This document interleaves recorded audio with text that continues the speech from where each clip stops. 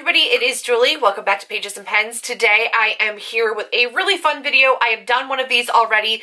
It is my favorite dedications in books, so we're going to jump right into it. I have quite a stack in front of me. Let's get going.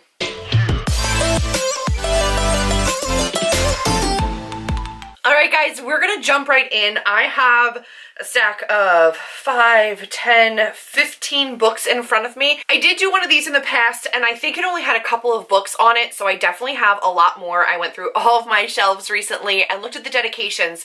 It's one of those aspects of a book that not everybody reads, not everybody looks at. I'm a dedication and acknowledgements person. I always read them.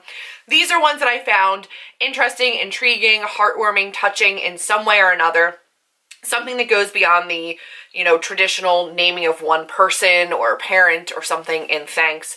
So these are all the ones that I've picked out. I'm starting with probably the weirdest one, and that is House of Leaves by Mark Z. Danielowski. If you guys know about this book, I read this a while ago. I annotated it, a lot of this book. This book is really intense. It is an absolute immersive experience. I loved it. But it is really creepy as well. And the dedication for this one is simply, this book is not for you. And the whole time you're reading it, you're wondering, like, should I know these things? I shouldn't know these things. I don't know what's happening, but I'm freaking out. So it's simply, this book is not for you. And it's pretty fitting, I'm not gonna lie. And then we have a book that recently came to me. This was in my most recent Owl Crate. I will link the unboxing up in a card up above. But I was casually flipping through this right after I got it, and I actually really like the dedication for this one. The dedication in this one says, "To the Queen in all of us, may she be brave, self-confident, opinionated, unapologetic, and determined to achieve her dreams." I think that's pretty great. So Astrid Schultz, really good one. Another one that I thought was really poignant and really important was The Fifth Season by N.K. Jemisin, who is a fantasy author of color, and she wrote, "For all of those who have to fight for the respect that everyone else is given without question." And that to me seemed like a very poignant and important message to send to readers, and I really appreciated that one. Then we have the third of the Deanna Madden series by A.R. Torrey. This is an erotic thriller series. I love this series. It starts with, what is the first one? The Girl in 6E. And the dedication for this one is, "To the girls with broken hearts and vengeful souls, go forth and raise hell." I love that. I love everything about that. So that one was a favorite of mine. And then I have Genuine Fraud by E. Lockhart. I have not read this yet. I'm actually really looking forward to it. I just have not gotten to it as of yet. The dedication to this one says, "For anyone who has been taught that good equals small and silent, here is my heart with all of its ugly tangles and splendid fury." That's amazing. And as like a young girl reading this, like I would want to see that. I would want to read that. That to me is a well-used acknowledgement page sending a message like that. I really appreciated it. Then we have Timekeeper by Tara Sim, which I have read and annotated and tabbed up. Really enjoyed this one. Also didn't realize that it was a signed copy that came to me via the publisher. And this one says, "For all those who are still searching and for those who are waiting to be found." And I thought that was, again, a really, really beautiful one, because who's not doing one of those two things, right? Recently, I read Heart of Iron by Ashley Poston, and this one was an Owl Crate exclusive, and I really enjoyed this. I listened to it in an audiobook, so I didn't know what the dedication was until I opened it up. And it says, "To the starry-eyed girl who dreamed of becoming an author, we made it." Nope, I did it. I finally did this. Like, I'm giving props to myself because I deserve it. So I love that she's writing her past self who dreamt of being an author a little message like, hey, we got there. I really, really love that. And then Girl Made of Stars by Ashley Herring Blake, which I have not read yet, which is shameful, and I hope to rectify that soon. This one says, "For you, you are worth the telling." Given the context of this book, which is about sexual assault and rape and coming forward with those kinds of allegations and how difficult that can be, to have a message that speaks right to the reader, especially if it is something that speaks to you and your experiences, and saying, this is for you, you're worth the telling, you're worth not staying silent. I thought that was a really, really powerful message, especially in a book of that topic. So I really love that one. Similarly, with Autobiography and Christina Lauren, this one says, For every teen who has ever needed to hear it, you are perfect exactly the way you are. And then it also has a quote. And love is love is love is love is love is love is love is love cannot be killed or swept aside by Lin-Manuel Miranda. So I thought that was, again, a really poignant dedication and a little quote at the beginning of a book. Then I have Strange Grace by Tessa Gratton, which you guys know is one of my favorite books.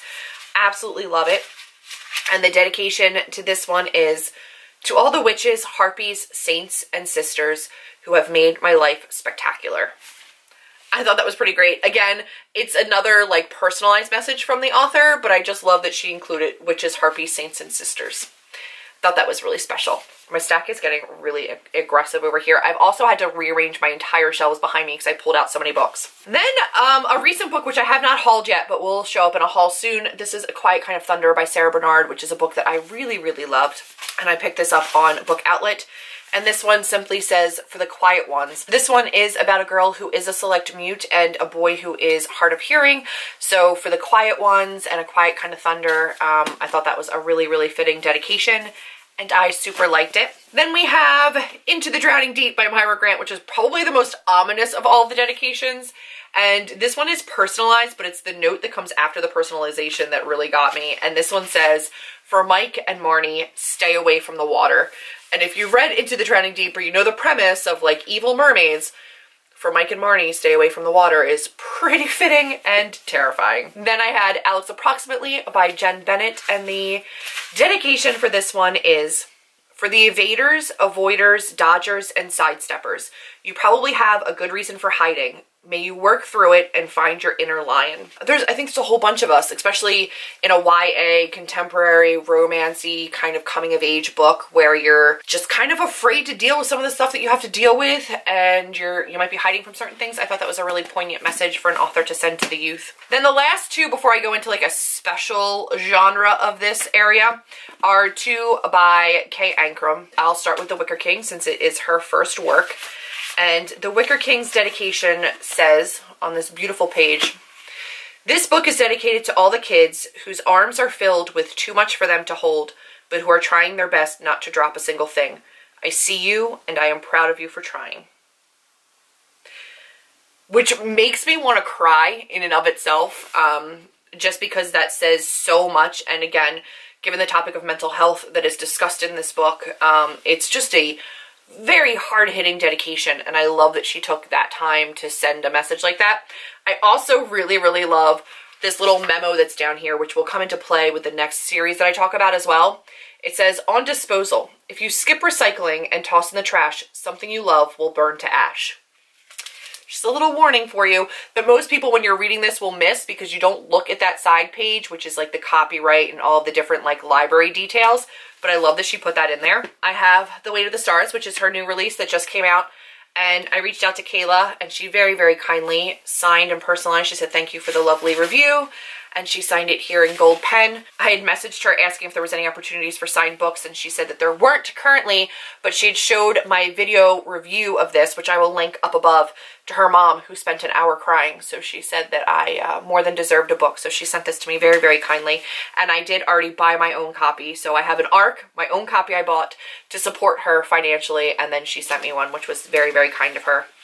And this one says, This is a book for all of us who looked up at the sky in wonder and then cried when we learned how much calculus separated us from the stars. Which I thought was really cool. She also has another little message in this one, much like the recycling one, and it says, We are all dust just waiting to return to dust. Treat this book kindly as you would yourself, because when our sun burns all into one, it will be. I really love those dedications, and I love what she did in the beginning of both of those books. But then speaking to Kayla and her kind of putting those little nods to things, I'm going to be shouting out Leigh Bardugo. Now, there might be little snippets in other books of hers too, but I checked the copies that I have of the Grisha trilogy and Six of Crows and Crooked Kingdom, and I don't see anything in those. So if I'm wrong, I apologize. It's not the dedications that really get to me on these, but she puts these little snippets in there that I really, really love. That again, you're not going to notice unless you have the time to look at them. Dedication to this one is to Gaiman, The Babe with the Power, which reminds me of The Labyrinth right off the bat. But it's really on this title page over here where it says imprint and all the ISBNs. It says at the bottom, in fairy tales, clever thieves are rewarded for their ingenuity, but purloin this book and be hounded forever by a gingerbread golem who will hide your keys and spoil all your dinner parties by talking about boring dreams she had last night.